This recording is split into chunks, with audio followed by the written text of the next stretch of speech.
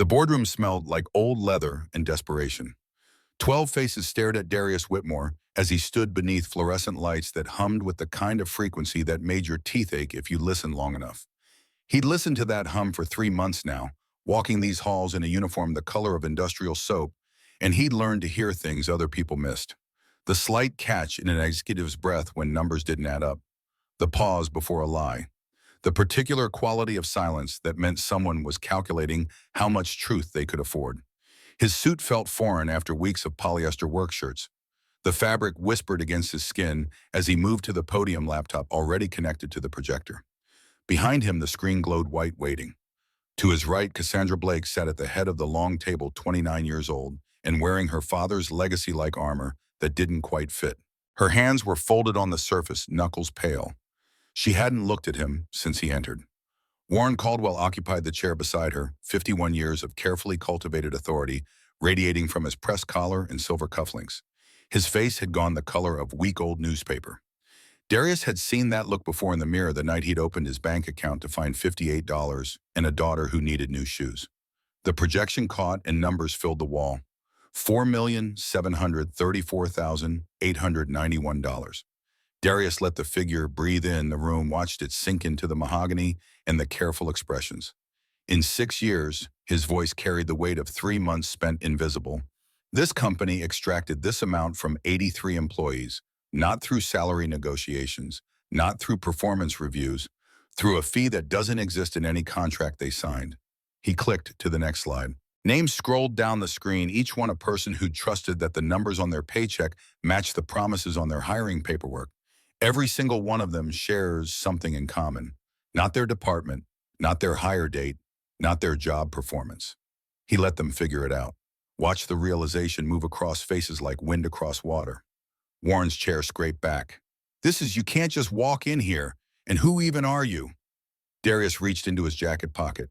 The business card felt crisp between his fingers. Edges sharp enough to draw blood if you weren't careful. He placed it on the table in front of Cassandra, angled so the boardroom cameras would catch it. Darius Whitmore, former Chief Technology Officer. Meridian Technologies, 2015-2019. Cassandra picked up the card with 2 fingers, studied it like it might contain instructions she'd missed. The silence stretched until it became uncomfortable, then pushed past uncomfortable into something else entirely. 3 months ago, Darius said, and let the phrase hang there. I walked into this building through the service entrance. One of the board members, a woman with reading glasses on a chain, leaned forward. I don't understand. You were our CTO. Why would you come back as... Because from where you're sitting, you can't see the floor. Darius moved to the next slide. Email headers, timestamps, sender addresses that would mean nothing to most people in this room, but everything to the right investigators. And that's where the real business happens. Not in quarterly reviews or strategic planning sessions. In the places where people think no one important is watching. Warren stood fully now, shoulders squared. In that particular way, men of a certain generation had perfected the stance that said they owned rooms like this, had always owned them, would always own them. This is slander. I don't know what kind of stunt. Sit down, Warren. Cassandra's voice cut through his bluster like a scalpel through silk. She was still looking at the business card, turning it over in her hands. Let him finish. Darius clicked again. The next image showed a spreadsheet color-coded in shades that told a story uglier than the raw numbers. Administrative processing fee. That's what it's called in the payroll system. 12 to 18% of base salary deducted monthly. The contracts these employees signed mention no such fee. The employee handbook describes no such fee. The federal tax code certainly doesn't recognize such a fee. Accounting error. Warren tried, but the words came out thin. Happens in any large, for 83 people across 6 years, all correcting in the same direction. Darius pulled up the comparison chart. And here's what makes it interesting. Employees in identical positions, identical salary bands, identical start dates. Some pay the fee, others don't. The only variable is the one we're not supposed to talk about in polite company. He let them see it, let the pattern emerge like a photograph in developer fluid, undeniable once you knew what you were looking at. Cassandra set the business card down with the kind of precision that suggested she needed to control something in this moment, even if it was just the placement of a small rectangle of cardstock. How did you find this? I noticed the lights first. Floor 14, the archive floor. Every night between 1 and 2 a.m. the camera feeds glitch. just for a few seconds at a time. Most people would assume it's a power fluctuation or old equipment, but I designed this building's electrical system. I know what normal fluctuations look like. This wasn't normal. Warren had gone very still, the way prey goes still when it realizes the shadow overhead isn't a cloud. Then there was the server rack on 16. LED indicators that shouldn't have been blinking at that frequency, not unless someone was pulling large data transfers during off hours. The kind of transfers you'd want to hide in the overnight backup cycle. Darius clicked to a photograph of a router timestamp visible in the corner. I started documenting, watching, waiting for the pattern to show itself. You spied on us. Warren had found his voice again, wrapped it in indignation. That's illegal surveillance invasion of privacy. I fixed the wiring in your office. Darius kept his tone conversational, the way you'd discuss the weather or a baseball score. Twice. You never looked at me once. Too busy discussing cost optimization strategies on speakerphone with HR. Funny how invisible a man becomes when he's holding a screwdriver. He clicked again. Audio waveform filled the screen, spikes and valleys rendered in clinical green. I didn't need to. You handed me everything I needed just by assuming I wasn't smart enough to matter. The playback started before Warren could interrupt. His own voice filled the boardroom, tinny through the laptop speakers, but unmistakable in its casual contempt. These people give them a uniform, and they're grateful. 3 generations, only good for fixing pipes. Someone on the board, a younger man with expensive glasses, inhaled sharply. Cassandra's expression didn't change, but her knuckles went from pale to white. That was week 1. Darius stopped the recording. By week 4, I had access to the legacy server systems, the ones nobody thinks about anymore because they're supposedly decommissioned. Except they're not decommissioned, they're just hidden, and they contain emails dating back 30 years. He brought up the next slide and felt the temperature in the room drop 10 degrees. The email header showed a date from 1994, sender listed as Thomas Blake. Cassandra stood up so fast her chair rocked backward. That's my father. I know. Darius met her eyes, tried to put as much regret as he could into the space between them. I'm sorry, but you asked for the truth. The email filled the screen, words chosen carefully to avoid explicit statements, but clear in their intent to anyone who understood the coded language of institutional discrimination. Optimize cost structure. Focus on lower-tier employees. Prioritize those with less advocacy resources. Warren's reply, dated 3 days later, laid out the implementation plan with the efficiency of someone who'd been waiting for permission. No, Cassandra's voice came out strangled. He wouldn't. Dad built this company on integrity. He always said. He built it on numbers that worked because 83 families paid for it without knowing they were paying. Darius clicked through several more emails, each one adding another layer to the architecture of theft. Warren didn't invent this system. He inherited it, refined it, made it sophisticated enough to survive 3 audits and 2 HR reviews. Warren had gone from newspaper gray to the color of old concrete. He tried one more time, voice shaking now. This is fabricated. Anyone can fake email headers, timestamps can be. The FBI authenticated the metadata this morning. Darius pulled the final slide up, federal seal prominent at the top. Special Agent Natalie Brennan spent 6 hours going through the server logs. Every email is genuine. Every transaction is traceable. And every single one points back to you. The door opened before Warren could respond. 3 people in dark suits, badges visible on their belts. The lead agent, blonde, mid-40s, with the kind of steady gaze that came from seeing worse things than this, moved directly to Warren's chair. Warren Caldwell, you're under arrest for wire fraud, systematic wage theft, obstruction of justice, and violations of the Civil Rights Act of 1964, Title VII. She pulled handcuffs from her belt with practiced ease. You have the right to remain. Warren's protests faded as they let him out. Darius watched the board members process what they just witnessed, saw the calculations happening behind their eyes. Liability, exposure, the math of damage control. Cassandra hadn't moved. She was staring at her father's email on the screen, and Darius could see her trying to reconcile the man who'd taught her to ride a bike with the one who'd written those words. He gave her 30 seconds, then spoke quietly. You didn't know. For what it's worth, I'm certain you didn't know. How can you be sure? Her voice sounded like it was coming from underwater. Because the first thing you did when I started looking at your security systems was ask me to report directly to you, bypassing Warren. You felt something was wrong. You just couldn't see it from where you were standing. He closed the laptop, disconnected the cable with careful precision. That's why I came back, not as your CTO, as someone who could see from the bottom up. The woman with the reading glasses cleared her throat.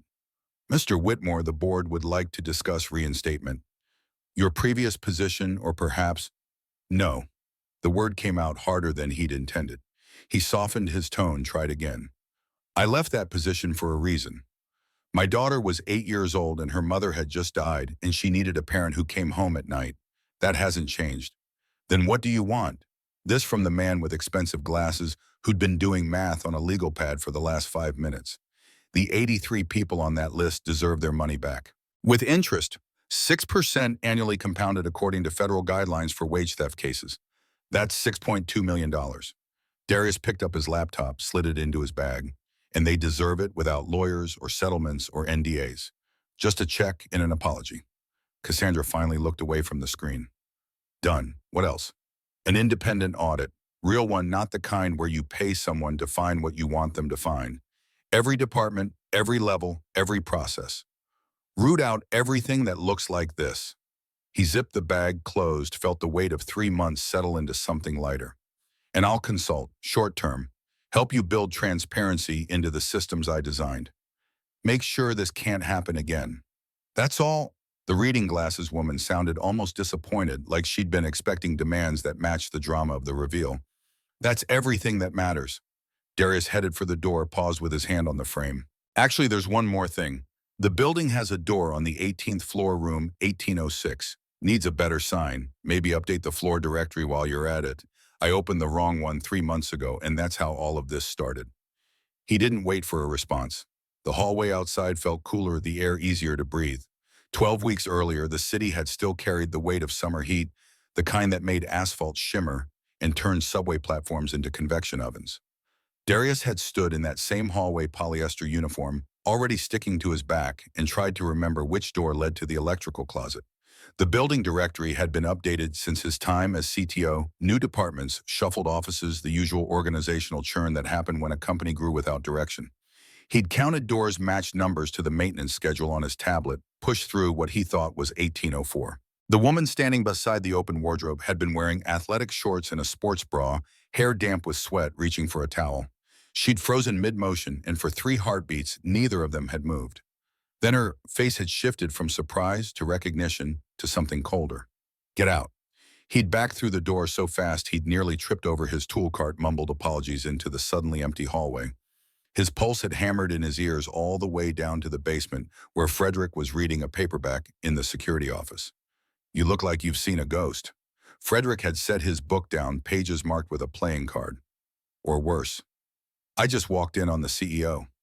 Darius had slumped against the wall, let his head fall back against concrete.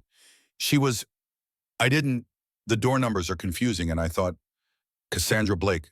Frederick's eyebrows had climbed toward his hairline. Oh, son, that woman doesn't forget faces. I'm fired. I have to be fired. Darius had slid down the wall until he was sitting on the floor tool belt, digging into his hip. Naomi's school fees are due next week, and I blew it. 3 days into this job, and I blew it. Frederick had studied him with the kind of patience that came from 67 years of watching people panic. Maybe not. Miss Blake, she's not like her father was. Old Thomas, he'd have had you out before your shift ended. But Cassandra, she thinks before she acts. Learned that the hard way when she took over. Give it time. Time had stretched into days, then a week. No summons to HR, no termination notice in his employee portal. Just the ordinary rhythm of night shifts, fixing ballasts, replacing outlets, running cable through walls that still remembered his fingerprints from when he'd helped design their placement. The anxiety had gradually transformed into something else. Curiosity, maybe? Or the particular kind of attention that came from realizing you'd been granted a reprieve you didn't understand. He'd started watching the building differently. Not as an employee trying to avoid mistakes, but as someone who'd built this infrastructure and knew its rhythms. The camera glitches on 14 had jumped out at him during his second week, too regular to be random failures. The server activity on 16 had caught his attention a few days later, patterns that didn't match normal business operations. By week 3, he'd been documenting everything in a notebook he kept in his back pocket, entries, written during lunch breaks in the loading dock where no cameras reached. By week 4, Frederick had introduced him to the envelope. The old security guard had handed it over without explanation, just a significant look that said he'd seen enough in his career to know when something needed investigating. Inside a USB drive and a handwritten note. The handwriting had been precise, almost architectural in its clean lines. He'd plugged the drive in at home after Naomi had gone to bed and spent 3 hours staring at spreadsheets that told a story he'd hoped he'd misunderstood. But numbers didn't lie, not the way people did. 83 names, 6 years of deductions, millions of dollars that had simply evaporated from paychecks into accounts he couldn't trace from the limited data he had. The note had included a phone number. He'd called it the next morning, Saturday, from a coffee shop in Park Slope where the espresso machine was loud enough to cover quiet conversations. Vivian Cross had shown up exactly on time, sliding into the booth across from him with a messenger bag and the kind of direct eye contact that said she'd already made her decision about him. "You're really him. I wasn't sure you'd come back. You worked under me." He'd recognized her after a moment, memory surfacing through 5 years of distance. "Data analysis. I fired you for submitting a report without checking your formulas." "You did." She'd ordered black coffee, no sugar. "Best thing that ever happened to me. I spent 6 months learning to do the job right. Came back. You gave me a second chance. And now you're risking your career for this." He gestured at the USB drive between them on the table. "And why, Bima? Because I saw what you did when Warren made that comment about 3 generations. You didn't react, just kept working. But I saw your hand shake when you tightened that wire." She'd taken a sip of coffee, set it down with careful precision. "And I thought, if you can keep your dignity when someone strips it from you, maybe you're the person who can actually do something about what I've been seeing." "What exactly have you been seeing?" "Systematic theft dressed up as administrative efficiency." She'd pulled out her own laptop, angled the screen so only he could see. "It started small. I noticed discrepancies in payroll processing, got curious. Started running correlations. Every analysis pointed to the same pattern. Race-based wage theft operating for 6 years, probably longer, but the data only goes back that far in the systems I can access. You could have gone to Cassandra directly. Warren mentored her after her father died. She trusts him completely, and he has enough board support that any accusation without ironclad proof would just get me fired." Vivian had met his eyes.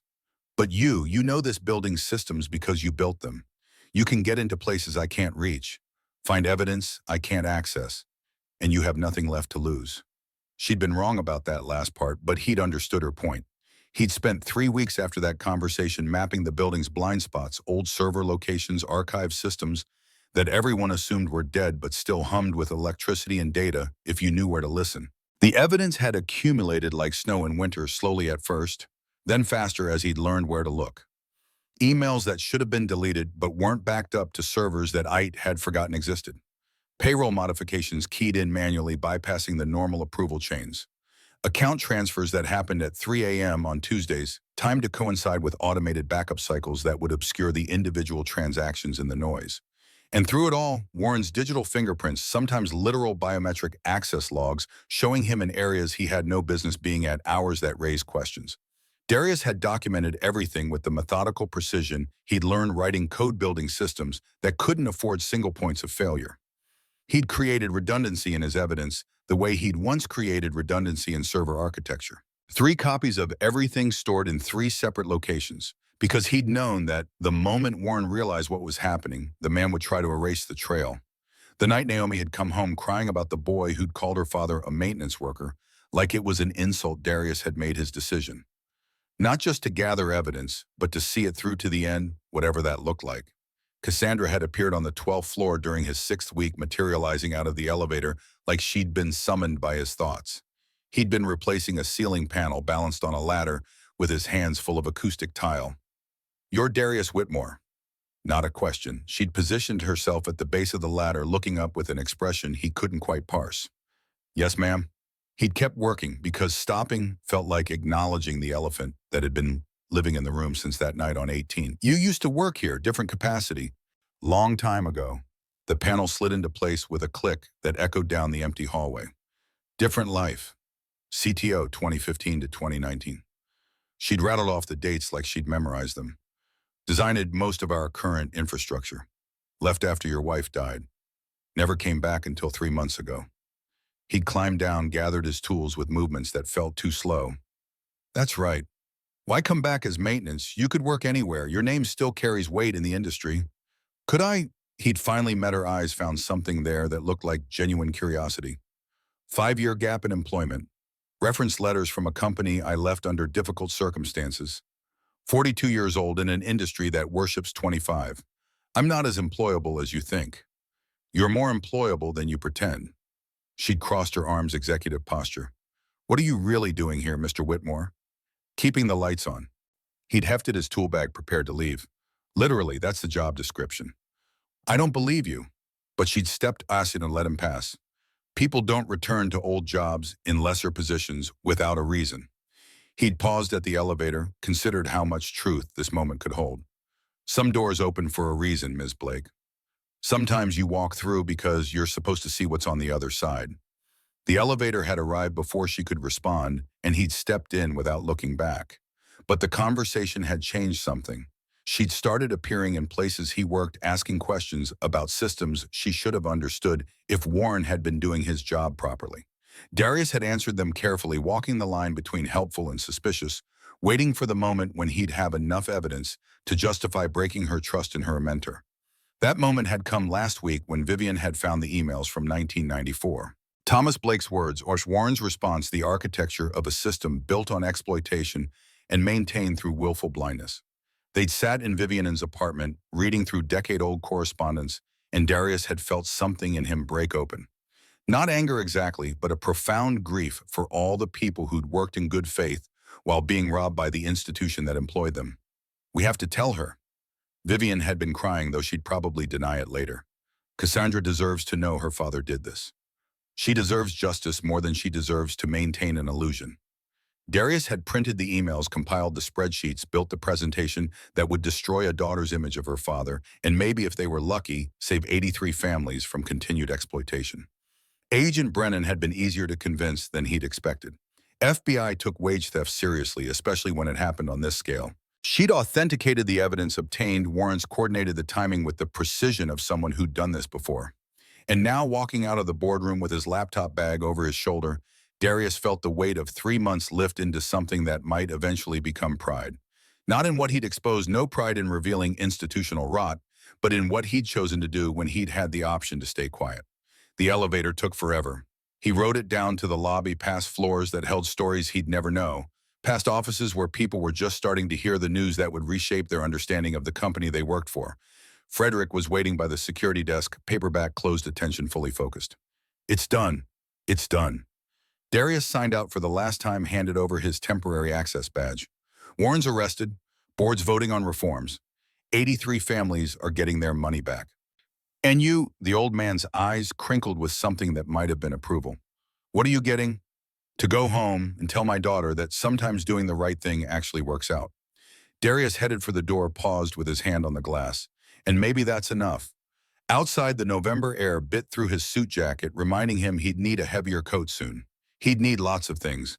A new job eventually, though. The consulting work with the Meridian would cover expenses for a few months. New shoes for Naomi, whose feet seemed determined to outgrow every pair within weeks of buying them. A conversation with his daughter about why he'd done what he'd done, framed in terms an 8-year-old could understand. But right now, walking toward the subway entrance, he just needed to get home before Naomi's school let out. He'd promised to pick her up today, and after 3 months of broken promises, while he'd gathered evidence, he intended to keep this one. His phone buzzed. Text from Vivian. News is spreading, CNN picked it up, you're about to be famous. He typed back one-handed, not interested in famous, just interested in done. The subway platform was crowded with the usual afternoon mix of students and early shift workers and people who'd given up on their day and decided to leave while they still had energy for the commute. Darius found a spot against the far wall, closed his eyes, and let the sound of the approaching train wash over him.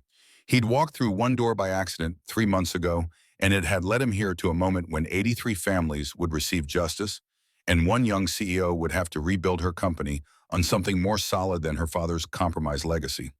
Not a bad outcome for a wrong turn in a poorly marked hallway. The train arrived. He stepped on, found a seat, and pulled out his phone to text Naomi's school that he'd be early for pickup. Outside the windows, Brooklyn blurred past in familiar patterns, brownstones and bodegas, and the particular architecture of a borough that had learned to absorb change without losing itself entirely. He thought about Cassandra still sitting in that boardroom, trying to reconcile the man she'd thought her father was with the evidence of what he'd done. That would take time, probably therapy. Definitely a reckoning with the assumptions she'd built her worldview on. But she'd shown strength in that final moment when she'd authorized the restitution without hesitation. That suggested something solid underneath the shock, something that might grow into the kind of leadership the company needed. The train emerged from the tunnel into afternoon light, and Darius checked the time. 20 minutes until school let out. He'd make it with time to spare. The news vans arrived at Naomi's school before Darius did. He spotted them from half a block away, 3 white trucks with satellite dishes. Reporters adjusting their hair in side mirrors, cameramen checking angles against the afternoon light. His stomach dropped into his shoes. A producer type in a blazer stepped into his path as he reached the chain-link fence. Mr. Whitmore, Jessica Chen, Channel 7. Can we get a statement about the Meridian Technologies case? He moved around her without speaking, eyes scanning the playground for his daughter's green backpack.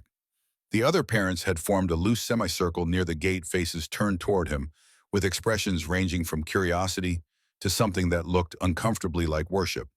Naomi burst through the school doors at 3:15, gap-toothed, smile bright, until she saw the cameras. Her face shuddered immediately, instincts honed by 8 years of being different in rooms that valued sameness. She walked toward him with her chin up, backpack bouncing against her shoulders. They're here because of you. Not an accusation, just observation delivered in the flat tone she used when processing information she didn't have context for yet. Yeah. He took her backpack, lighter than it should be for a third grader, carrying a full day's worth of books. Let's go home. We'll talk there. The walk to the subway involved ignoring 3 different reporters, 2 cell phone cameras, and 1 particularly persistent blogger who followed them for 2 blocks before giving up. Naomi held his hand the entire time, squeezing harder whenever someone got too close. Underground, away from the cameras, she finally spoke. Jordan's mom asked if you were the janitor who arrested a CEO. I didn't know what to say. I didn't arrest anyone. I just showed people what was already there. He guided her onto the train, found seats near the back where the noise might cover their conversation. How much do you understand about what I've been doing these last few months? She pulled out her math homework, mechanical pencil, already moving across problems. You found out people were stealing money. You got proof. Now everyone knows. 3 equations solved in the time it took most adults to read the questions. But I don't understand why you had to pretend to be a janitor. You're smart. You built computer stuff. Sometimes being smart means knowing when to be underestimated. He watched her work through a word problem involving trains and distances, the kind of abstract thinking that came naturally to her in ways reading comprehension never had. If I'd walked in as someone important, people would have hidden the evidence. But as a janitor, I was invisible. They talked around me like I wasn't there. That's sad. She erased a number, rewrote it with the precision she'd inherited from him. People should see everyone. They should, they don't. And sometimes you can use that to make things better for people who need it. He pointed to problem 7, where she'd transposed 2 digits. Check your work there. She caught the error, immediately fixed it without comment. The train lurched through the tunnel lights, flickering in that rhythmic pattern that usually put him half to sleep, but today just reminded him of camera flashes. His phone had been buzzing since they'd left the school. He finally checked it at the next stop, scrolling through messages that had accumulated like snow against a fence. Vivian had sent 15 texts, mostly variations on "don't talk to press without lawyer." Agent Brennan had called twice, left 1 voicemail about coordinating media strategy. 3 former colleagues from his CTO days wanted to reconnect. A headhunter had emailed about opportunities that suddenly materialized now that his name was attached to a justice story rather than an employment gap. And 1 message from Cassandra sent 20 minutes ago. Need to talk, tomorrow morning. My office or neutral location, your choice. He typed back with his thumb while Naomi colored in the margins of her homework. Coffee shop, 10 a.m., you pick the place. Her reply came through before the next station. Goldberg's on Flatbush, I'll buy. Goldberg's had been serving burned coffee and spectacular bagels since before Darius was born. The kind of place where everyone knew everyone else's business, but pretended they didn't, where you could sit for 3 hours nursing a $2 cup and nobody would rush you out. Cassandra had chosen well, whether she knew it or not. She arrived exactly at 10, wearing jeans and a sweater instead of the executive armor he'd seen in the boardroom. Without makeup, she looked younger, 29, becoming visible again beneath the weight she'd been carrying. She ordered a coffee, black, and an everything bagel, found him in the back corner, where the Wi-Fi signal died and conversation stayed private. I didn't sleep. She tore the bagel into pieces instead of eating it, creating a small architecture of bread and seeds on the napkin. Kept reading those emails, my father's words, over and over. I'm sorry you had to learn that way. Darius meant it. There had been other options, gentler reveals, but none that would have forced the board to act with the speed and decisiveness the situation required. For what it's worth, I think he convinced himself he was doing what businesses do, optimizing, maximizing shareholder value, all the phrases that let people avoid looking at who pays the cost. Does it matter what he told himself? 83 people spent years getting robbed while he slept fine at night. She finally ate a piece of bagel chewed mechanically. The foundation I run in his name, the scholarship fund, the wing at Mount Sinai, with his plaque on it, all of it funded by money he stole. I'm sitting on a legacy built from theft. Then build something different. He'd thought about this on the subway ride over, weighing his words like someone defusing a bomb. You can't change what he did, but you can change what the company does from now on. Make it mean something other than profit built on exploitation. How? The question came out raw. I'm 29. I've been CEO for 2 years and I didn't even notice this happening under my own roof. Half the board wants me to resign. The other half thinks I was complicit. And honestly, maybe I should have been paying more attention instead of trusting Warren because he was nice to me when Dad died. You noticed something was wrong. That's why you asked me to look at the security systems. Darius pushed his own coffee aside untouched. You couldn't see it clearly because Warren had decades to perfect the camouflage. But your instincts were correct. My instincts didn't help 83 families. She abandoned the bagel project, looked out the window at Flatbush Avenue traffic crawling past. I've been drafting apology letters, personal ones, not the corporate template legal wants me to use. But what do you even say? Sorry my father and his protege robbed you for 6 years. Here's a check.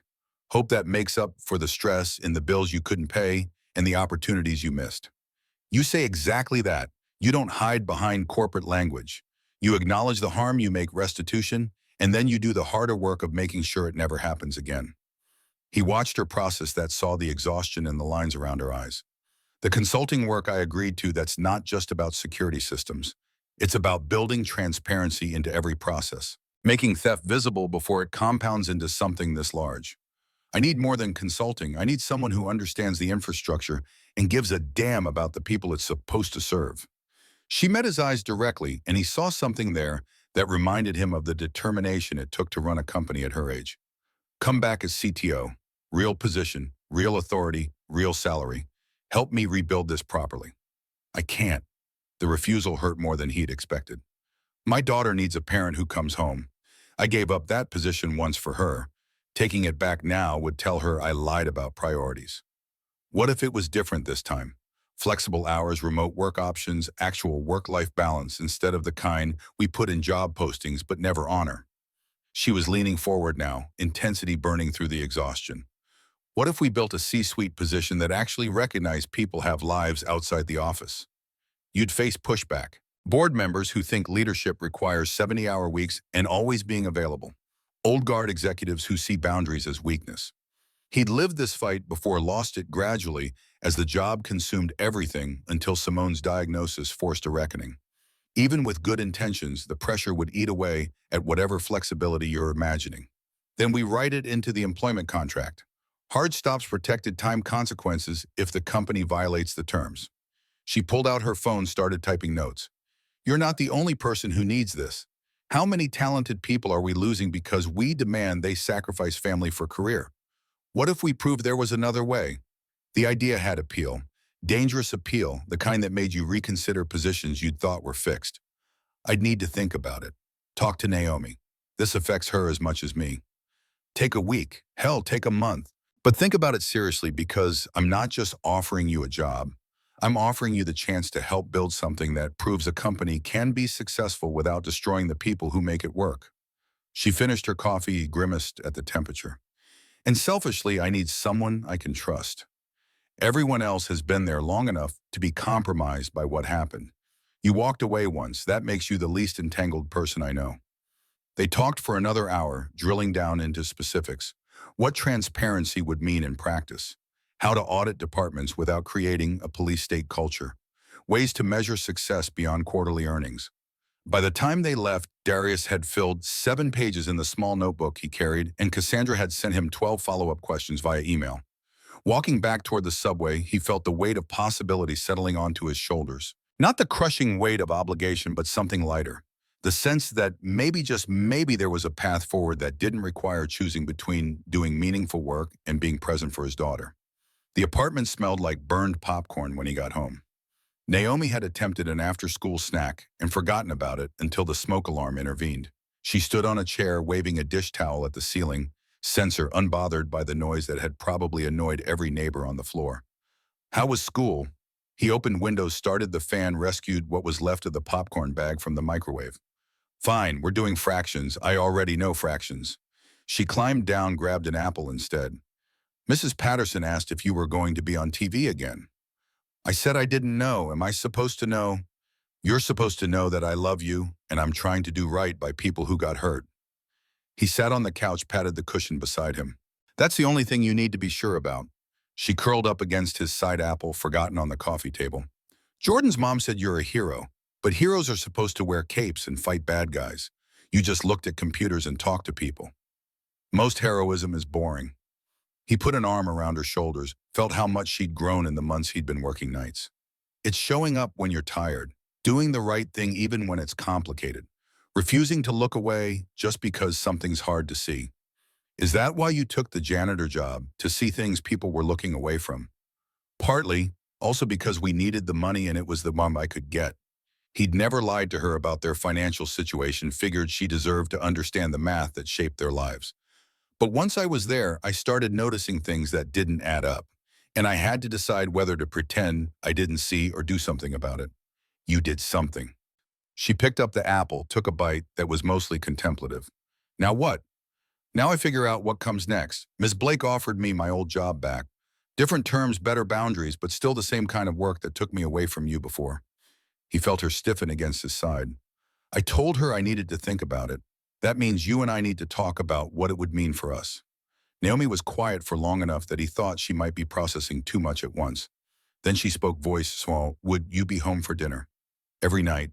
That would be part of the contract. No late meetings, no weekend emergencies unless the building's literally on fire. I'd leave at 5:30, be home by 6:15. He'd done the math on the subway, factoring in her after-school program and the time it took to cross Brooklyn. You'd never come home to an empty apartment again. What about when I'm sick? Or if there's a school thing? She was testing the boundaries, trying to find the catches that experience had taught her to expect. Then I take the day off or leave early. That's also in the contract.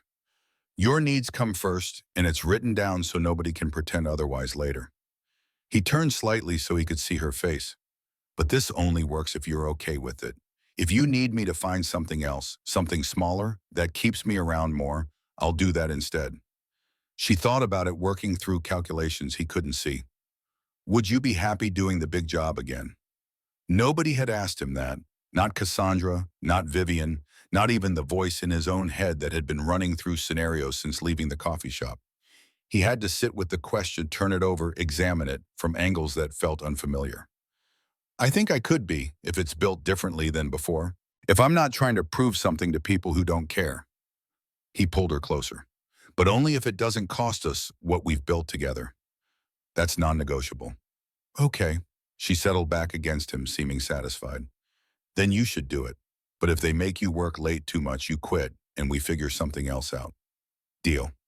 He kissed the top of her head, relieved and terrified in equal measure. Now finish your homework before dinner. I'm making spaghetti. Can I have garlic bread? When have I ever made spaghetti without garlic bread? She grinned, gap-toothed and brilliant, and ran to get her backpack. He watched her go, thinking about all the ways this could work and all the ways it could fall apart.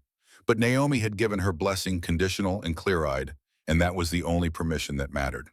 He emailed Cassandra before he could second-guess himself. I'm in. Let's talk terms tomorrow. Her reply came through before he'd started boiling water. Thank you. This means more than you know. The contract negotiations took 3 weeks. Cassandra had meant what she said about writing protections into the employment agreement, but legal had opinions about enforceability and precedent and liability that required 17 drafts before everyone could live with the language. Darius read each version with the same attention he'd once given to code reviews, catching ambiguities that could be exploited later, suggesting phrasing that closed loopholes. The final contract included clauses no executive employment agreement had ever contained. Hard stop at 5:30 unless he chose otherwise. Unlimited sick leave for family care. Protected time for school events, doctor's appointments, and other parental responsibilities. Penalty clauses. If the company violated these terms, actual financial consequences, that would hit the bottom line if they pushed him to work nights and weekends. This is going to make other executives uncomfortable. The head of HR, a woman named Patricia, who'd somehow survived the Warren purge, reviewed the document with visible concern. When word gets out that our CTO has these protections, everyone else is going to want the same. Good. Cassandra signed her copy with a fountain pen that probably cost more than Darius's monthly rent. Maybe then we'll stop losing talented people to burnout and family obligations. Maybe we'll prove you can run a successful company without grinding your employees into dust. Patricia looked like she wanted to argue but couldn't find an angle that wouldn't sound like she was advocating for exploitation. She signed as witness, handed Darius his copy, and left with the kind of stiff posture that suggested she'd be complaining to her own manager within the hour. Darius started the following Monday. His old office had been repurposed twice since he'd left, but facilities had spent the weekend converting it back to something approximating its original configuration. Same view of the Brooklyn waterfront. Same terrible overhead lighting he'd always meant to replace. Different furniture, though someone had tracked down his old desk chair from storage, the one with the lumbar support that had saved his back during the years when he'd basically lived in this room. Vivian knocked on his door at 8:15, carrying 2 coffees and the kind of smile that suggested she'd been waiting for this moment. "Welcome back, boss. Ready to burn it all down and rebuild from scratch." That's not quite the mandate. He accepted the coffee gesture to the visitor chair. But close enough. Where do we start? Payroll system. Complete audit every transaction for the last 8 years. We catch anything that looks like Warren's scheme, we report it immediately. She pulled out a tablet, called up spreadsheets that had clearly been prepared in advance. Then we moved to hiring practices. I've been running preliminary analysis and the numbers are ugly. 82% of leadership positions filled by internal promotion. 97% of those promotions went to white men. The pattern's too consistent to be coincidence. Could be unconscious bias, could be conscious discrimination. Either way, it's a problem. He studied the charts, saw the story they told about an institution that had replicated inequality for so long it looked like normal. What's your recommendation? Blind resume review for all positions, director level and above. Skills assessments before interviews. Structured interview questions instead of the cultural fit conversations that just mean people like us. She swiped to the next screen showing proposed changes to the hiring pipeline. And we publish diversity metrics quarterly. Put them on the website where everyone can see. Make it embarrassing to stay this homogeneous. You've been thinking about this. Not a question. He'd seen the same fire in her eyes when she'd handed him that first USB drive in the coffee shop. I've been waiting for someone with authority to care. She set the tablet down, met his gaze directly. Warren wasn't the only problem. He was just the most blatant. There are 50 smaller versions of what he did hidden in policies and practices that nobody questions because that's how it's always been done. Your job is to question everything. They spent 3 hours mapping out priorities. Infrastructure, security review, pay equity analysis across all departments. Evaluation of promotion criteria to eliminate subjective measures that historically favored dominant groups. Training programs that went beyond the useless diversity seminars most companies use to check compliance boxes. Exit interview analysis to understand why people left and whether certain demographics were being driven out systematically. By lunch, Darius had assigned projects to 6 different teams and scheduled meetings with every department head. By mid-afternoon, his calendar was so packed with competing demands that his assistant, a new hire named Marcus, who'd started the same day, had to start triple booking time slots and promising to sort it out later. At 5:15, Darius shut down his computer and packed his bag. Marcus looked up from his desk in the outer office, visibly confused. "You have the infrastructure meeting at 5:30 and the board prep session at 6. Reschedule them, I'm going home." He didn't offer explanation or apology, just walked to the elevator and pressed the button. Behind him, he heard Marcus making calls, rearranging the schedule with the kind of diplomatic language that suggested this was going to be a learning curve for everyone involved. Let them learn. His contract said 5:30, and he meant to honor that boundary from day one. The subway was crowded with rush hour commuters, everyone jammed together in the particular intimacy of public transit. Darius found a spot near the door, held the overhead rail, and watched Brooklyn scroll past through scratched windows. His phone buzzed with increasingly urgent messages about the meetings he'd skipped. He turned on Do Not Disturb and spent the ride thinking about what to make for dinner. Naomi was waiting at the after-school program when he arrived at 6:10, sitting on the front steps with her backpack and a library book. She looked up, registered his presence with surprise that hurt his heart a little. "You came. I said I would." He took her backpack, offered his hand. "How was school?" "Fine, boring. I already know everything Mrs. Patterson is teaching." She accepted his hand without the usual 8-year-old protest about being too old for hand-holding. "Did you really leave work early?" 5:30, which is not early, it's when the workday ends. But yes, I left when I said I would. They walked toward home, taking the long road through the park because the evening was mild enough to enjoy. "I'm going to do that every day unless something genuinely critical happens. And I get to decide what counts as critical." "What if they get mad?" She kicked a pebble, watched it skitter across the path. "Then they can be mad. I have a contract that says I don't have to destroy my life to make them happy." He squeezed her hand gently. "You're more important than their convenience. That's not negotiable." She was quiet for half a block, processing. Then, voice small, "Mom used to say that too, that we were more important than work. But then she got sick, and you had to work anyway to pay for stuff." "I did." No point denying it. Simone's medical bills had consumed everything, savings, retirement accounts, eventually their ability to maintain any kind of normal life. But that was different. That was survival. This is choice. I'm choosing you first while I still can. "Okay." She squeezed his hand back. "I'm glad you're home." They cooked together, her chopping vegetables with the skills she'd developed from necessity during the months when he'd worked nights, and she'd had to be more self-sufficient than any 8-year-old should be. Dinner was simple pasta salad, the kind of meal that didn't require much attention once it was started, and they ate while she told him about the book she was reading and the science fair project she was planning. After dinner, homework. After homework, an hour of reading time while he answered emails that couldn't wait until morning. At 8:30, bedtime routine. Teeth pajamas, the chapter book they were working through together about a girl who discovered she could talk to animals. "Dad." She was settled under covers, favorite stuffed elephant tucked under one arm. "Is it what you thought it would be, being back at the big job?" "It's different than I remembered. Better in some ways, harder in others." He sat on the edge of her bed, the same position he'd occupied countless nights when she was younger and needed more reassurance. "But the most important part is that I'm here with you every night. That makes everything else worth figuring out." "Good." She yawned, already half asleep. "Because I like having you home. You're the most responsible person I know." He kissed her forehead, turned off the overhead light, left the hallway light on because she still didn't like complete darkness. "Sleep well, baby girl." The first crisis came 3 weeks into his tenure. A security breach discovered at 4 in the afternoon, significant enough that the entire infrastructure team was called into emergency response mode. The CISO, Chief Information Security Officer, a man named Derek, who'd survived 3 regime changes, appeared in Darius's office at 4:45 with the kind of panic that suggested he'd already been awake for 30 hours. "We need you in the war room. The breach is sophisticated, probably state-sponsored, and they're still in the system. We're trying to isolate and eject, but they're moving laterally faster than we can lock down." Derek had coffee stains on his shirt and the slightly wild look of someone running on adrenaline and desperation. "Every minute counts." Darius checked his watch. 5:20. 10 minutes until he needed to leave. "Give me the technical brief. 2 minutes or less." Derek rattled off of the details: entry point, attack vector systems, compromised data at risk.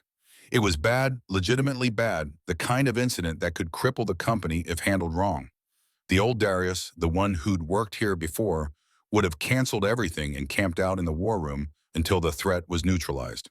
The new Darius opened his laptop, pulled up the incident response protocol he'd helped write 3 weeks ago. "Execute Plan Delta 7, isolate all compromised systems, enable backup infrastructure, bring in the FBI Cyber Division agent Brennan has contacts, and call Vivian, she knows the data architecture better than anyone. But we need you in the room. You designed half these systems." Derek looked genuinely confused, like he couldn't conceive of a CTO who wouldn't drop everything for a crisis. "And I wrote clear protocols for exactly this scenario. Follow them. Document everything. I'll review the logs tonight after my daughter's asleep and send recommendations by midnight." He shut the laptop, stood up, grabbed his bag. "You're the CISO. This is literally your job. I trust you to do it." "But, Derek." He met the man's eyes, kept his voice level. If we've built a company where everything falls apart because one person isn't available, we've built it wrong. This is your chance to prove we didn't. He left the office at 5:28, Derek still standing in the doorway, looking shell-shocked. The elevator ride down felt longer than usual, his phone buzzing with increasingly frantic messages. He silenced them all, focused on the simple act of getting to Naomi's program before they locked up for the night. She was waiting on the steps again, this time with two other kids whose parents were late. Relief flooded her face when she saw him. "You came, even though your phone was exploding." "My phone is always exploding. That's what phones do." He signed her out, waved to the coordinator, guided her toward home. "How was your day?" "Better now." She held his hand without prompting. "I was worried you'd have to work late. That's what always happened before." "Not anymore." The words felt like a promise he wasn't sure he could keep, but he meant them with everything he had. "Not unless you and I both decide it's necessary." That night, after she was asleep, he reviewed the incident logs from his laptop at the kitchen table. The team had followed the protocol, executed the response cleanly, isolated the breach within 2 hours. Vivian had done brilliant work identifying the attack pattern. Derek had coordinated with the FBI without needing hand-holding. By midnight, they'd ejected the attackers and were working on patching the vulnerabilities that had allowed entry. Darius sent detailed feedback to the team, praise for what they'd done, right suggestions for improving the protocol based on this real-world test. Then he closed the laptop and went to bed feeling something that might have been pride mixed with the peculiar lightness of having held a boundary he'd thought would be impossible to maintain. His phone rang at 2 a.m. He ignored it. It rang again at 2:15 and 2:30. At 3, he finally answered, voice rough with interrupted sleep. "Darius, it's Cassandra. We have a situation. Unless the building is on fire or someone died, it can wait until morning." He was already regretting answering. "Warren made bail. He showed up at the office 3 hours ago with a camera crew claiming he's been framed by a conspiracy between me and you. He's threatening to sue for wrongful termination and defamation." She sounded exhausted, stressed, but also angry in a way he hadn't heard from her before. "Legal needs to coordinate response, and they want you involved since you're named in his accusations." Darius sat up, checked the time, made a decision. "Conference call. 15 minutes. I'll dial in from home." "You're not coming to the office." "It's 3 in the morning and my daughter is asleep in the next room. We can handle this remotely until business hours." He heard her start to protest, cut her off gently. "Cassandra, I'm happy to help, but I'm helping from my kitchen table. That's the deal we made." Silence long enough that he thought she might push back. Then voice softer. 15 minutes. I'll send the call-in number." The conference call lasted 60 minutes. Warren's accusations were baseless but loud, the kind of defensive strategy that relied on creating enough smoke to obscure the underlying fire. Their legal team walked through response options, media strategy, the timeline for when the criminal case would actually go to trial. Darius provided technical testimony about the evidence. Authentication confirmed that everything presented to the board had been verified by multiple independent sources.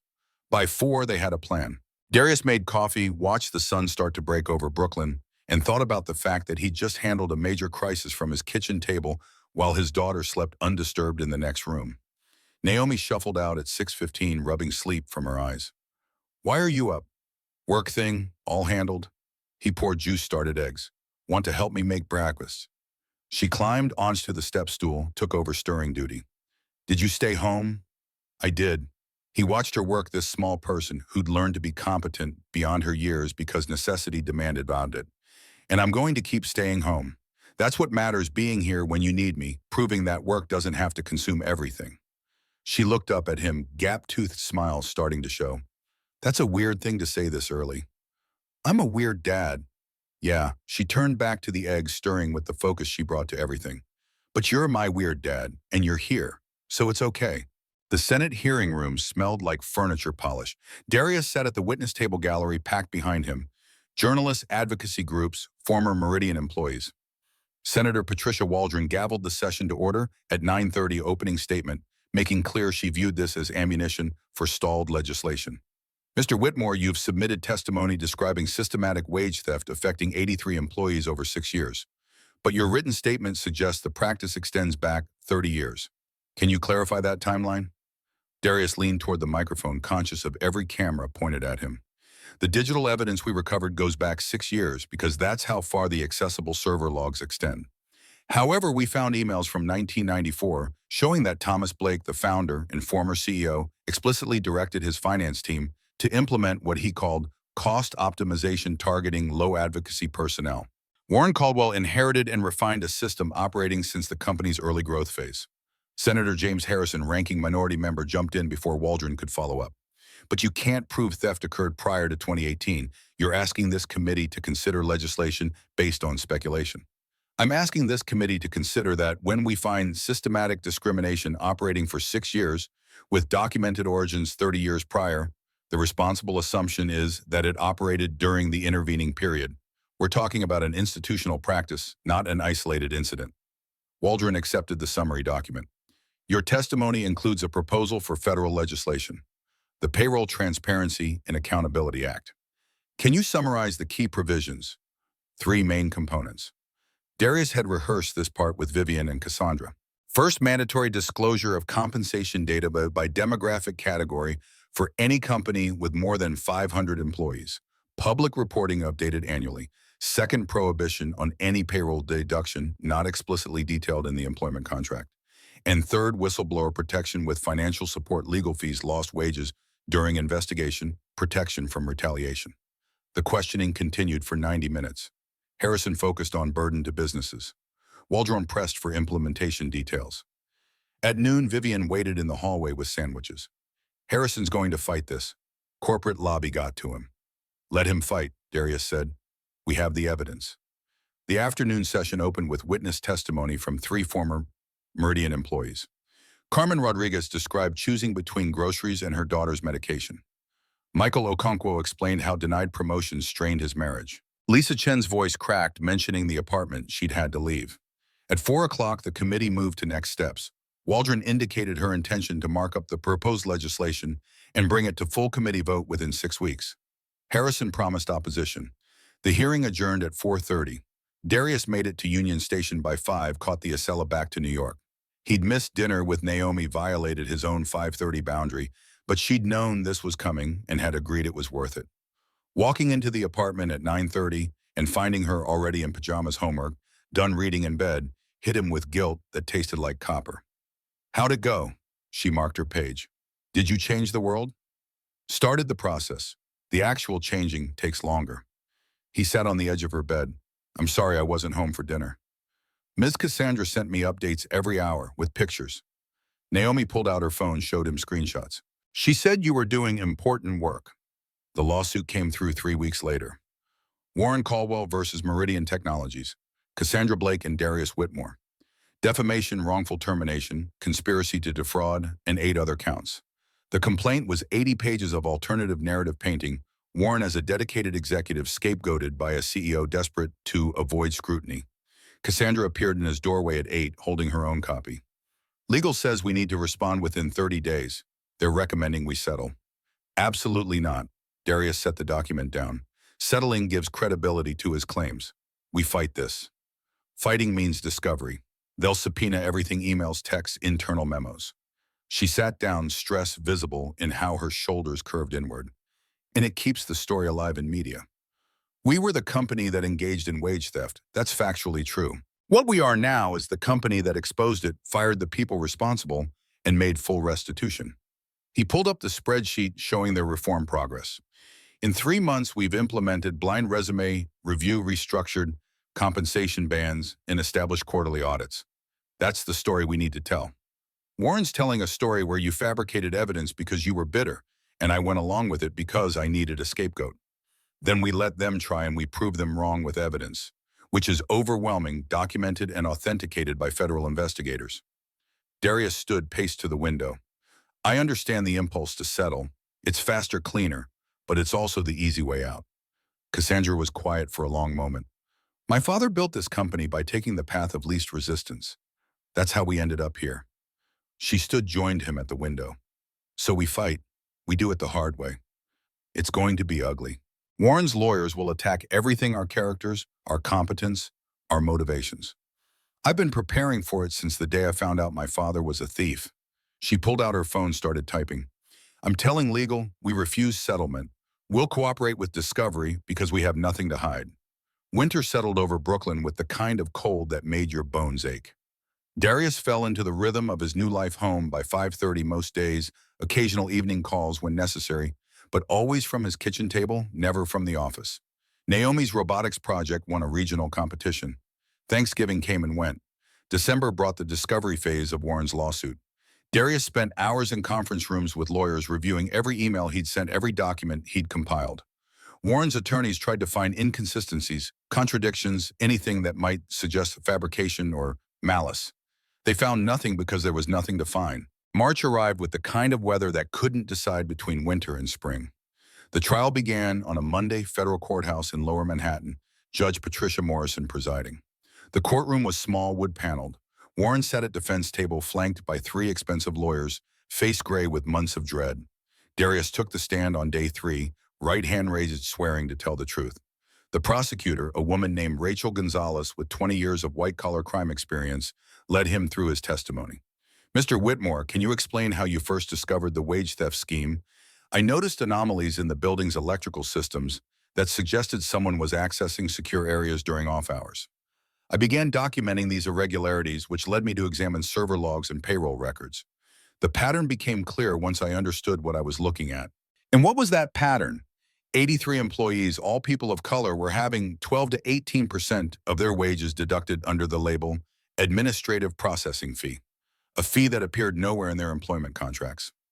Gonzalez introduced exhibits, the emails, the spreadsheets, the audio recordings. Warren's lawyers objected repeatedly. Judge Morrison overruled most objections.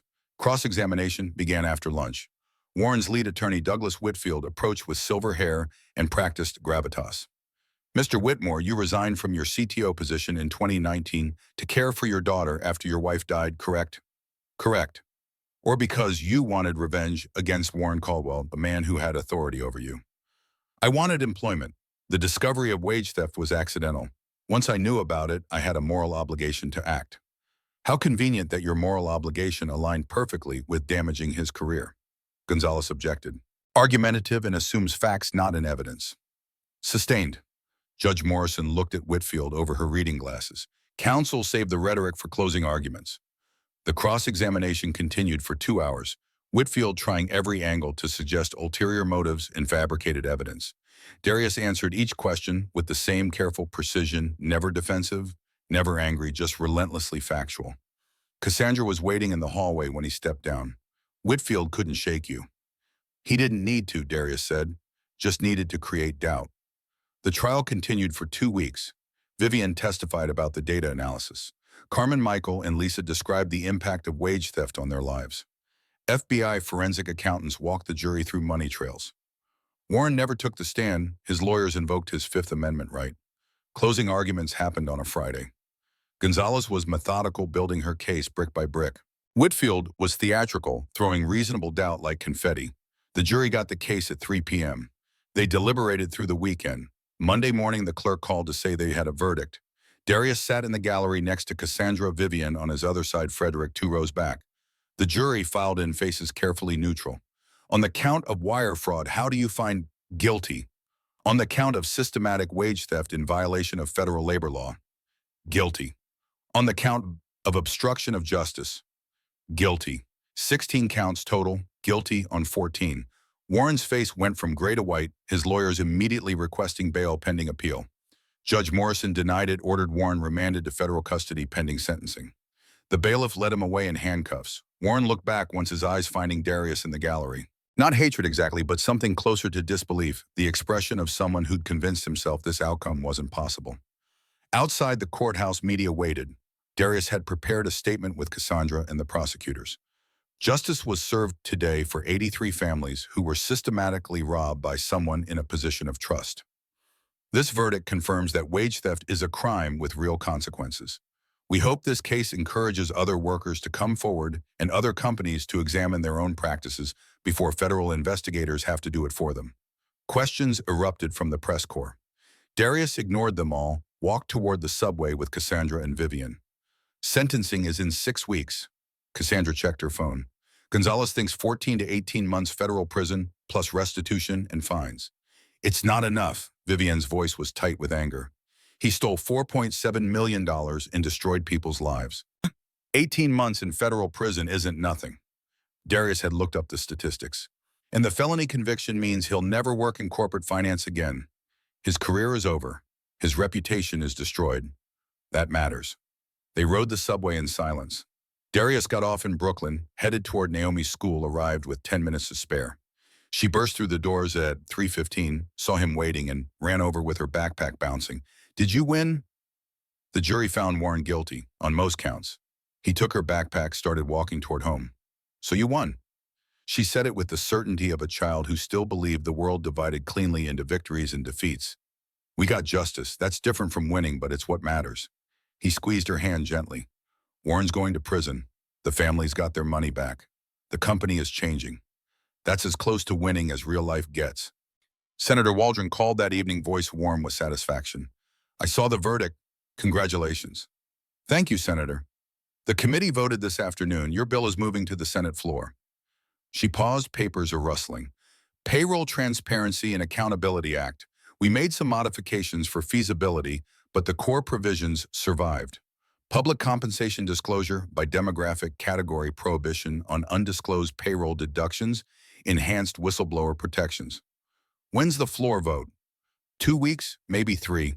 Harrison's going to filibuster, but we have the votes to invoke cloture. It'll pass." She sounded confident. And with Warren's conviction, the politics shifted.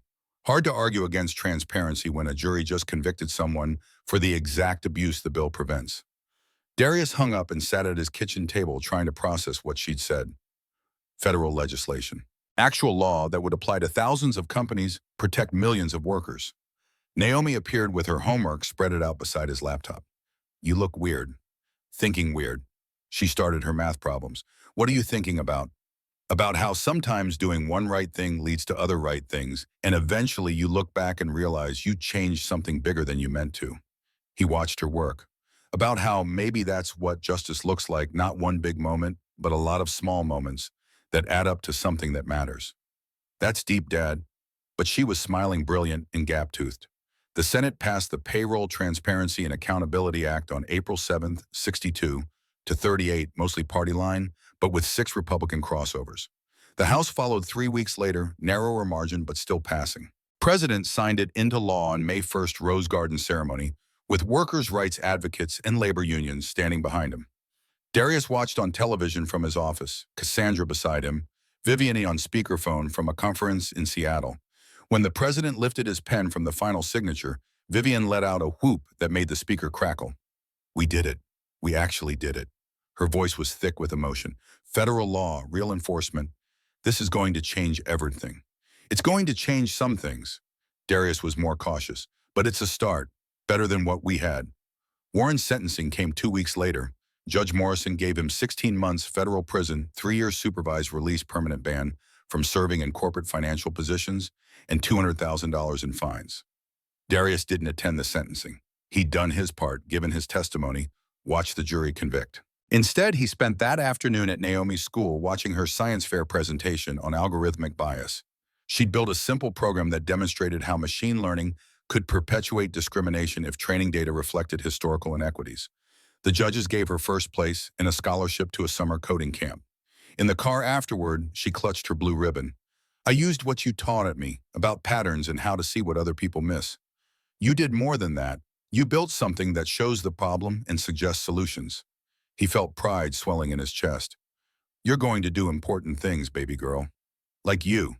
Better than me. You're starting earlier and you're smarter." He pulled into their building's parking lot, turned off the engine. "I just opened the wrong door and found something I couldn't ignore. You're building tools to make sure fewer people have to." 2 weeks after the law passed, 3 visitors appeared in the Meridian lobby. Carmen Rodriguez, Michael Okonkwo, and Lisa Chen, asking to see Darius. Security sent them up. They gathered in his office, uncomfortable in a space that represented the institution that had stolen from them. Carmen finally broke the silence. "We wanted to thank you, in person." She pulled an envelope from her bag. "The restitution checks came through last week. Mine was for $21,412 original amount, plus 6% annual interest. That money was always yours. I just helped you get it back." Darius didn't touch the envelope. "It's not money." Michael gestured toward it. Open it. Inside, a card signed by all 83 former employees who'd received restitution. Handwritten messages covered every inch. Thank you notes, descriptions of what the money meant, stories about bills paid and debts erased and small dignities restored. Darius read every message, felt his throat tighten. These weren't abstractions anymore, not statistics or numbers. They were people whose lives had been materially improved by the choice he'd made to document what he'd seen rather than look away. There's one more thing. Carmen hesitated at the door.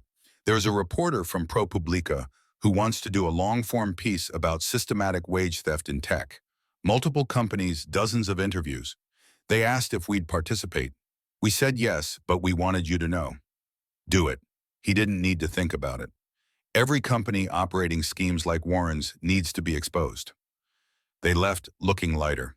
Naomi found him 20 minutes later, sitting in the darkening office with just the desk lamp on, tears tracking down his face. Dad, she set her backpack down, came around the desk. What's wrong? Nothing's wrong. He wiped his face, showed her the card. These are notes from people I helped. She leaned against his arm, studying the handwriting. They're happy. They got money that was stolen from them. He closed the card, set it in his desk drawer. Sometimes that's all you can do. Make things a little bit better for people who deserve better all along. That's pretty good, though. She was using her wise voice. Better is better, even if it's not perfect. They left together, walking through the building toward the elevator. 1 year later, Darius stood in Prospect Park on a Sunday afternoon in May, watching Naomi chase a soccer ball with her robotics camp friends. The sky was that particular shade of blue that only happens in spring clouds, drifting past like thoughts that don't quite stick. His phone buzzed. Text from Carmen. Just got hired as senior database architect. First company that asked for salary range up front. New law working. Another from Michael, promoted to principal engineer. Merit-based eval, no cultural fit BS. Thanks for fighting. Lisa had sent a photo 2 weeks ago, graduation from her master's program, caption reading, "Wouldn't be here without restitution money." Cassandra appeared on the path carrying 2 coffees. She'd aged well into the role of CEO, the tentative uncertainty of 2 years ago replaced by something harder and more confident.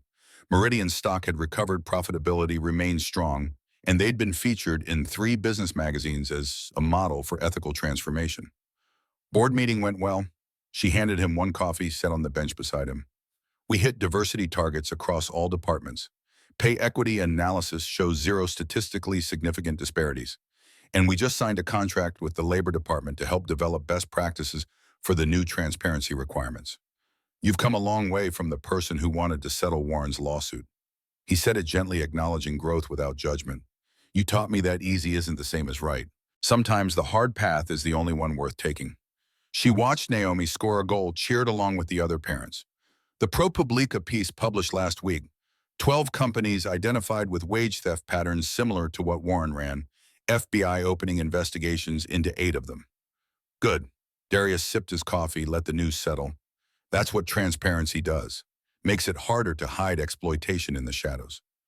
We changed things. Cassandra said it quietly. Not just at Meridian, across the industry. That has to mean something. It means 83 families got justice. Millions of workers have more protection. Companies know they're being watched. He turned to her. But it doesn't mean the work is finished, just that we've made it a little harder for the next Warren to steal from people who can't afford to lose. They sat in comfortable silence. Frederick had retired, Vivian recruited by Labor Department. Agent Brennan had sent bourbon for the janitor who cleaned up more than floors. Naomi ran over, sweaty and grinning. Did you see I scored? I saw. He high-fived her. You're getting good at this. Ms. Cassandra says you scored too, that the law passed means you won. She looked between them. Is that true, also? I think what Ms. Cassandra means is that we accomplished what we set out to do. Made things better for people who needed it. He chose his words carefully. But winning isn't really the right word. We just opened a door that needed opening, and other people walked through it to make changes we never could have done alone. Some doors open for a reason. Naomi said it like she was quoting scripture, and he realized she'd heard him say it enough times that it had stuck. That's your thing, right? It's true, though. He pulled her close, kissed the top of her sweaty head. Sometimes you walk through the wrong door and find exactly what you were supposed to see. The trick is having the courage to act on it instead of pretending you didn't notice. Cassandra stood, gathered her bag. I should go. Board dinner tonight. You could stay. Naomi looked up at her. We're getting pizza after. Next time, Cassandra squeezed Naomi's shoulder, nodded to Darius. Thank you for everything, for being willing to see what needed seeing. Thank you for being willing to change what needed changing. He watched her walk away, this woman who'd transformed from naive inheritor into someone who understood that leadership meant accepting uncomfortable truths and acting on them. The game continued. The sun tracked west across the sky. Eventually, parents started gathering children promises of dinner and homework, pulling everyone back toward their separate lives. Darius and Naomi walked home through streets that felt simultaneously familiar and transformed. The bodega where he'd bought coffee on maintenance shifts. The subway entrance he'd descended through at 5:30 in the morning. The building where he'd worked invisible and determined to stay that way.